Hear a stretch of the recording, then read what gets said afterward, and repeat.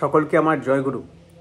আজকে একটা বিশেষ কারণে আমাদের একটু বেরোতে হবে, তাই জন্য আজকে অনুধ্যানের এপিসোডটা যেরমভাবে করি ওইভাবে করা সুযোগ হয়নি, তাই আপনাদের কাছে ক্ষমা প্রার্থী। পরের সপ্তাহ থেকে আমাদের চেষ্টা থাকবে আবার যেরকম নিয়মিত হয় সেভাবে করার। তাই তার বদলে আজকে একটা এরকম অপ্রস্তুত একটা ইষ্ট আলোচনা আমি শ্রী শ্রী ঠাকুরের কাছে প্রার্থনা করব যেন আমার মধ্যে দিয়ে প্রকাশ পায়, সেই সূত্রে এই আলোচনা। আজকে ভাবলাম কি নিয়ে বলা যায়, কি নিয়ে যাজন করব, এটা দিয়ে একটা ঘটনা মনে পড়ে যাচ্ছে শ্রী শ্রী ঠাকুরের। একবার, এটা আমার শ্রদ্ধেয় পিতুন জেঠুর মুখে শোনা, কেষ্টদার ছেলে। একবার কিছু লোক খুব আনন্দ করে নাচতে নাচতে ঢুকেছে ঠাকুরের কাছে, ঢুকে বলছে, দারুণ যাজন করে এলাম, একদম দারুণ যাজন করে এলাম। এইটা শুনে ঠাকুর একটু হাসলেন, হেসে বললেন যে দেখ, গিয়ে যাজন করে এসেছো না গাজন করে এসেছো। এই একটা খুব ইম্পর্টেন্ট এবং খুব খোঁচা দেওয়ার মতো কথা লাগলো আমার, যে আমরা যে করি, আমরা যে ঠাকুরের কথা বলি, সেটা কি যাজন হয় না গাজন হয়? আমরা ছোটোবেলা থেকে গেয়ে আসি, আমরা দুজন ভাই শিবের গাজন গাই, এরকম করে গান গাই আমরা কি ওই গাজন গাই না যাজন করি? তা এই নিয়ে শ্রী শ্রী ঠাকুর আমাদের অনেকবার অনেক জায়গায় পরিষ্কার করে বলে দিয়েছেন। এবং শ্রী শ্রী ঠাকুর কেন, যুগে যুগে যতবার নবকলেবর এসেছিলেন তারা কিন্তু বারবার ধরিয়ে দিয়ে গেছেন যাজনটা কি, যাজনটা কেমন। কিছুদিন আগে, কালকেই এক জায়গায় এখন রাম মন্দির নিয়ে এত আলোচনা হচ্ছে, তো এখানে এরকম একজন শঙ্করাচার্য যে এখনকার পিঠে আছে, উনি বলছিলেন যে পুরুষোত্তম কেন আসেন, ভগবান কেন আসেন। তখন উনি বলছিলেন যে যুগে যুগে আসেন, সবাই বলে কৃষ্ণ এসছে কংসবধ করতে, মহাভারতের একটা কনক্লুশনে আনতে। কেউ বলেন রামচন্দ্র এসছেন রাবণকে বধ করতে। আসলে তা না, ভগবানের জন্ম নিতে হবে কাউকে মারার জন্য না, এটা তার কারণ না। আমার এক্স্যাক্টলি কোডটা মনে নেই, তবে সেই সংস্কৃত শ্লোকটায় বলছিলেন যে পুরুষোত্তম যুগে যুগে আসেন ধর্মকে নিজের আচরণে তুলে ধরার জন্য, মানুষের কাছে কিভাবে বাঁচতে হয়, কিভাবে চলতে হয়, কেমনভাবে কথা বলতে হয়, এই সমস্ত কিছু তিনি নিজের আচরণে দেখান। চৈতন্যদেব বলেন, আপনি আচরি ধর্ম জীবেরে শেখায়। তিনি মূর্ত বেদ, তিনি মূর্ত বিগ্রহ, পুরুষোত্তম সচ্চিদানন্দ বিগ্রহ। আমরা হচ্ছি সচ্চিদানন্দ, সবার সত্তার ভিতরে আছে। বলে সত্তা সচ্চিত আনন্দময়, আমাদের সত্তা সচ্চিত আনন্দময়। যেমন একটা বাচ্চারা আনন্দে খেলে বেড়ায়, বাচ্চারা আনন্দময়, মানে বুঝতে পারছি আনন্দ একটা গুণ তার মধ্যে আছে। তেমন আমাদের যে সত্তা, বিইং, এই অস্তিত্ব, যে যার অস্তিত্বে আমাদের অস্তিত্ব, সেই সত্তাটা, সেটা হচ্ছে সচ্চিত আনন্দময়। এই তিনটে গুণ তার, এই তিনটেই তার রকম, তার স্বরূপ। তার মানে অস্তিত্ব আছে, তার চেতনা আছে, মানে সাড়া দেওয়া নেওয়ার ক্ষমতা আছে, আর তার আনন্দ আছে, মানে আনন্দের সাথে বর্ধনশীলতা আছে, প্রচণ্ড বেড়ে চলতে চায়, কিছু না কিছু হয়ে যেতে চায়। এই গুণগুলো নিয়ে হচ্ছে আমাদের সত্তা। এই যে এই সত্তাটাকে ধরে রাখার জন্য, এই সত্তাটাকে যা যা কিছু ধরে রাখে, যা যা আমাদের এই অস্তিত্ব, আমাদের এই চেতনা, আমাদের এই আনন্দটা কে ফিড করে, কে দেয়, সেটাকে আমরা বলি সৎ, সেটাকে আমরা বলি ঠিক বা ভালো বা ধর্ম। ঠাকুর বলেন, সচ্চিত আনন্দের পরিপোষক যা তাহাই ধর্ম। কিন্তু এই ধর্ম তো আকাশে ওরমভাবে আমরা বুঝি না, ধর্ম আমাদের মূর্ত রূপে চাই। তাই আমরা বলি ধর্ম মূর্ত হয় আদর্শে, আদর্শে দীক্ষা আনে অনুরাগ, অনুরাগ আনে বৃত্তি নিয়ন্ত্রণ। এই অনুরাগ দিয়ে আমরা নিজের বৃত্তিগুলোকে নিয়ন্ত্রণ করি, যে বৃত্তি পৃথিবীর সমস্ত ঝড় ঝামেলার সব কিছুর যে কেন্দ্রমণি, এই বৃত্তি, অনিয়ন্ত্রিত প্রবৃত্তি। এই অনিয়ন্ত্রিত প্রবৃত্তি করার একমাত্র চাবি হচ্ছে অনুরাগ। যে সে অনুরাগ না, বৃত্তির প্রতি অনুরাগ হলে অনুরাগ বলা যায় না। অনুরাগ সেই জ্যান্ত নর কলেবরে, সেই আদর্শে। আর সেই আদর্শ হচ্ছেন কে? আদর্শ হচ্ছেন সেই ধর্মের মূর্তবেদী। ধর্মটা কি? যা আমাদের সৎ, চিত আর আনন্দকে ফুলফিল করে। এই যে সত্যটা মানুষের কাছে চেঁচিয়ে চেঁচিয়ে বলো, মানুষের কাছে করে করে দেখানো, মানুষকে বোঝানো, নিজেকে বোঝানো, নিজে করা, করে সংস্পর্শে সেটাকে ছড়িয়ে দেওয়া, যাতে অন্যর থেকেও আমি সেটা পাই। এটা হচ্ছে যাজন। শ্রী ঠাকুর বলছেন মানুষের বাক্যে সাহচর্যের সাহায্যে বাস্তবকরণের ভিতর দিয়ে আমি যখন আমার এই আইডিয়ালের প্রতি টানটা অন্যের মধ্যে এক্সল্ট করে দিই, ঠাকুর বলছেন to exalt oneself with the ideal is যজন, to exalt others with the ideal is যাজন। তো অন্যকে ঠাকুরের কথা বলা একটা অঙ্গ যাজনের। গাজনও যে সবসময় বাজে তা না, গাজন অনলি গাজনটা ইনকমপ্লিট অ্যান্ড বাজে, শুনতে লাগতে পারে, কিন্তু সেটাও সবসময় বাজে হবে তার কোনো মানে নেই। জলে যদি কেউ ডুবে মারা যায় তার মানে কি আমি বলবো জলটা বাজে? না, ওই জলের অ্যাবান্ডেন্স, আনকন্ট্রোলড জল বাজে। তাই কিভাবে আমরা তার কথা বলবো? আর প্রথমত তো তার কথা কেন বলবো?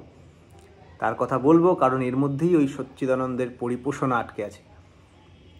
যখন শ্রীরামচন্দ্র, যার মন্দির নির্মাণ হলো, আমাদের মর্যাদা পুরুষোত্তম, তিনি এই ধরাধাম ছেড়ে চলে যাচ্ছিলেন 1000 বছর রাজত্ব করার পর, তিনি লিখে দিয়ে গেছিলেন এক জায়গায়, লেখাটা এক্স্যাক্টলি আমার মনে নেই। ওখানে উনি বলছিলেন যে আমার পরবর্তীকালে যে রাজারা আসবেন, আমার পরবর্তীকালে আমি দেখি খুঁজে পাই নাকি ওই বাণীটা, আমার পরবর্তীকালে যে রাজারা আসবেন তাদের জন্য আমি একটা মেসেজ দিয়ে যেতে চাই। সে মেসেজ দেখি খোঁজার চেষ্টা করছি বাণীটা। সেই মেসেজটা হচ্ছে, এই পেয়েছি, হ্যাঁ, ভূয়ো ভূয়ো ভাবিনো ভূমিপালা নত্যা याचते रामचंद्र सामान्यो धर्म सेतु नुपापम, এরম কি নুপানং, এরম একটা সংস্কৃত আমি পড়তে পারছি না, চোখে খুবই ছোট লেখাটা, আর আমি পড়তেও পারি না ঠিক মতো। ওখানে বলছেন যে আমার পরবর্তীকালে যারা রাজা আসবে তাদের একটা কথা বলে রাখি, তোমরা যাই করো না তাই করো, কিন্তু দেখে রাখবে, আমি তোমাদের বারবার নতজানু হয়ে প্রণাম করে আমি রামচন্দ্র তোমাদের বলছি যে এই ধর্মের ধ্বজা যেন নষ্ট না হয়। কারণ এই ধর্মই একমাত্র জিনিস যেটা মানুষে বেঁধে রাখতে পারে, মানুষকে ধরে রাখতে পারে। আর এই ধর্ম হচ্ছে সেই আচরণ, সেই করা, সেই বলা, সেই ভাবা, যেগুলো দিয়ে আমাদের জীবন আর বর্ধন ঠিক থাকে। যে আচরণ, বাক্য, কর্ম বাঁচা বাড়ার উৎস হয় তাকেই জানিস ধর্ম বলে, নইলে ধর্ম কিছুই নয়। আর এইটা মানুষের মধ্যে ছড়িয়ে দেওয়া, কৃষ্টির মধ্যে চারিয়ে দেওয়া, এইটারই একটা গুরুত্বপূর্ণ অংশ হচ্ছে যাজন। আমাদের যে আছে, কৃষ্ণ বলছেন গীতায়, কথয়ন্তশ্চ মাং বোধয়ন্ত পরস্পরম, না মচ্চিত্তা মদ্গত প্রাণা বোধয়ন্ত পরস্পরম, তারপরে ছিল কথয়ন্তশ্চ মাং, ওরকম বোধ পরস্পরের মধ্যে, এই যে বোধের আদান প্রদান, এটাও যাজন। মন মনা ভব মদ্ভক্ত মদ যাজি মাং নমস্করি, আমার কথা যা বলে, আমার কথা যে যাজন করে। যীশুখ্রিস্ট বলছেন spread the gospel আনটু the world, এই গসপেলটা তোমরা সারা দুনিয়ায় প্রচার করে ফেলো। চৈতন্যদেব বলছেন আপনি আচারে কেহ না করে প্রচার, আপনি প্রচারে কেহ না করে আচার, আচার প্রচার নামের দুই কার্য, তুমি সর্বগুরু সর্বজগতের আর্য। আচার অ্যান্ড প্রচার, এই আচারটা হচ্ছে যজন, প্রচারটা হচ্ছে যাজন। আর এই দুটো যে ফাউন্ডেশনের ওপর দাঁড়িয়ে আছে, যে ম্যাটেরিয়াল ইন্টারচেঞ্জ, ম্যাটেরিয়াল সার্ভিসের ওপর দাঁড়িয়ে আছে, সেইটা হচ্ছে ইষ্টভৃতি। দেখি শ্রী ঠাকুর কি বলছেন এই বিষয়ে। কয়েকটা কোট আছে এখানে, হ্যাঁ, তা আমি ওটা দেখে পড়ছি। শ্রী ঠাকুর বলছেন আলোচনা প্রসঙ্গে প্রথম খণ্ডে বলছেন, আর নোটিফিকেশান আছে, যাজন হলো দৈনন্দিন জীবন চলার পথ বাতলে দিয়ে ইলেট করে অ্যাক্টিভলি আইডিয়ালে ইন্টারেস্টেড করে তোলা। ঠাকুরের কথা কওয়া লাগে শেষে, আগেই যদি বলতে শুরু করো ঠাকুর না হলে কিছু হয় না, সেটা হবে না, সেটা তোমার পক্ষে সত্য হলেও তার কাছে কি, যাই করো না কেন তা প্রবলেমের মধ্য থেকে যেতে হবে। যেখানে থেকে গেঁথে তোলা লাগে তবেই শক্ত হয়। দেখেন না ভিত থেকে লোহা দিয়ে গেঁথে তুললে কেমন শক্ত হয়। যে সেখানে যা নিয়ে আছে তা থেকে আরম্ভ করতে হবে। তোমার প্রতি ইন্টারেস্টেড হওয়ার সঙ্গে সঙ্গে তোমার আইডিয়ালে ইন্টারেস্টেড হবে। তিনি আরেক জায়গায় বলছেন, সত্তাবোধে যারা যতখানি সুপ্রতিষ্ঠিত, তাদের যাজনে মানুষের স্তিমিত সত্তাবোধ আবার ততখানি জাগ্রত হয়ে ওঠে, নতুন করে ক্ষুধা জাগে ও তারা উন্মুখ হয়ে ওঠে। তিনি আবার বলছেন, যাজনের মতো টনিক আর কিছু নেই। এ একেবারে এক্সপেরিমেন্টাল ফ্যাক্ট।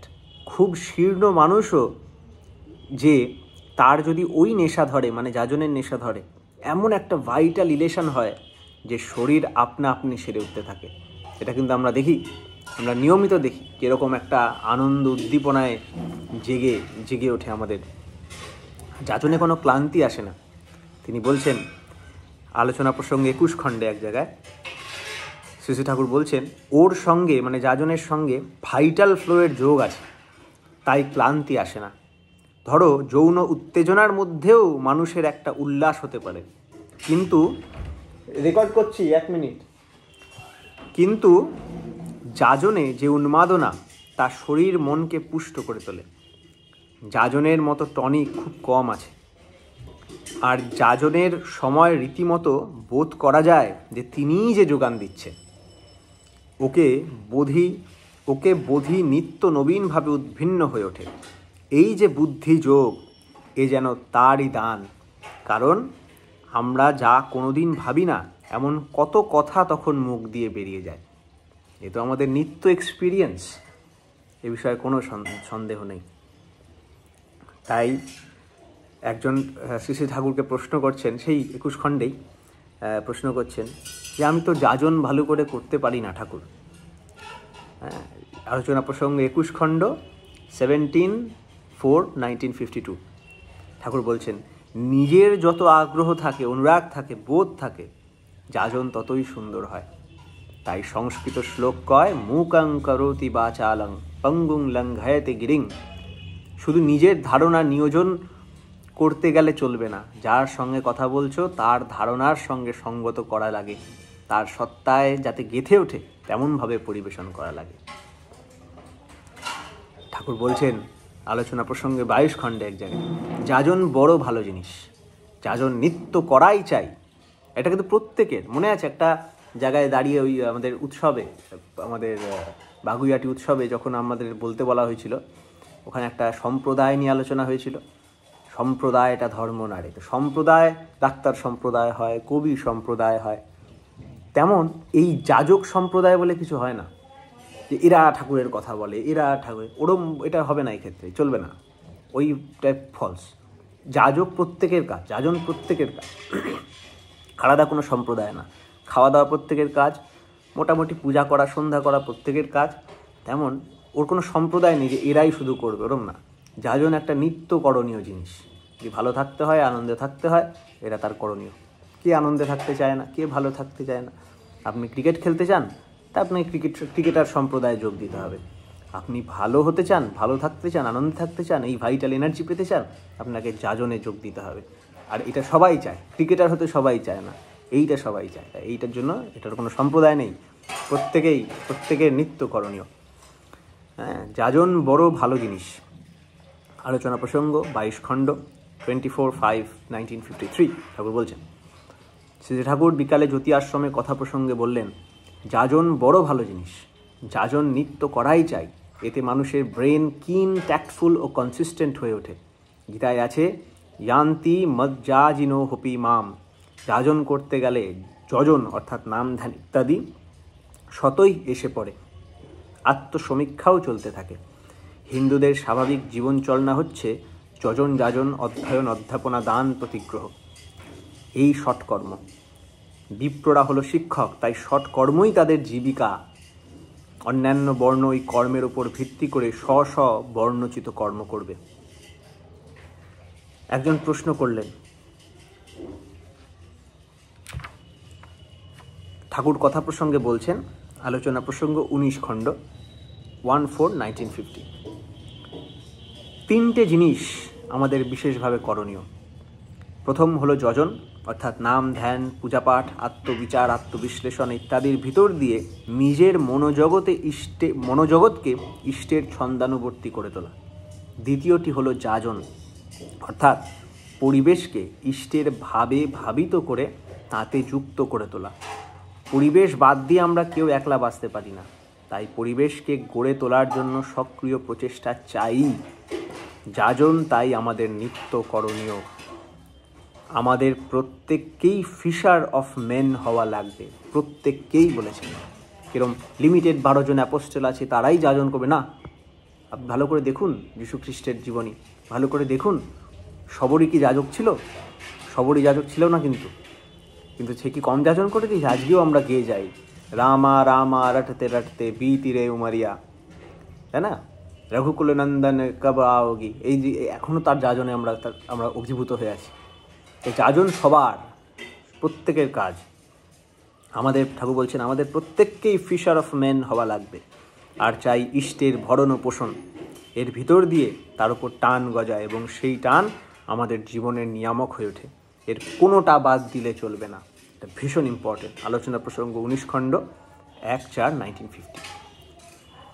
তা আজকে এইটুকুই আজকে আলোচনা করলাম। আমাদের বেরোতে হবে ইমিডিয়েট, তাই সবকটা সাম আপ করতে গেলে আমাদের যে তপশ্চর্যা সেটা কিন্তু বিশেষ করে মন দিতে হবে। সেটাই আনন্দ যেমন, সেটাই বর্ধনাও সেরকম।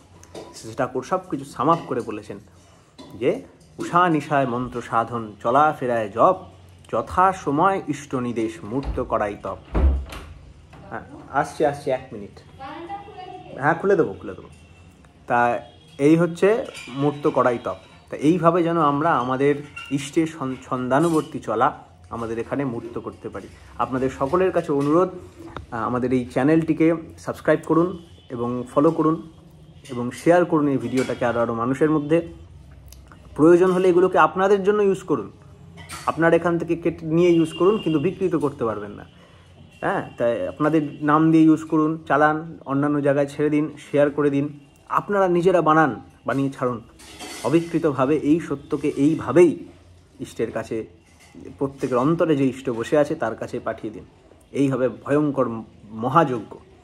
হ্যাঁ, তাই আপনাদের কাছে আমার নিবেদন এবং প্রার্থনা, সকলকে ঠাকুরের কথা বলুন, আমাদেরও শোনান এবং নিজেও শুনে উপভোগ করুন, আনন্দে থাকুন, বেড়ে উঠুন।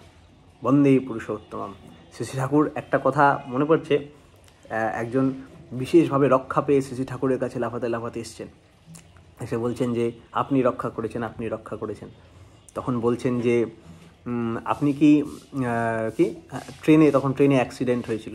তখন বলেছিল যে আমাকে আপনি বাঁচিয়েছেন ঠাকুর। কিন্তু ঠাকুর, আরও যে এত লোক মারা গেল, ওদের আপনি বাঁচালেন না কেন? শুধুমাত্র দীক্ষিত না বলে? ঠাকুর বললেন, ওই দিকে একটা রেডিও চালানোর কথা বলছিল যে আচ্ছা, আকাশবাণী কারা শুনতে পায়? তখন একজন বলছে আকাশবাণী তারাই শুনতে পায় যাদের রেডিওটা অন থাকে। তেমন আকাশবাণী এখনও চলছে, আমার রেডিও অফ বলে আমি শুনতে পাচ্ছি না। এই রেডিওটাকে টিউন করা, ওই নেটওয়ার্ক, ওই 98.7 FM বা ওই সেম ফ্রিকোয়েন্সিতে যাতে আমরা টিউন হতে পারি, তার জন্যই এই তপশ্চর্যা, তার জন্যই যাজন ইষ্টভৃতি।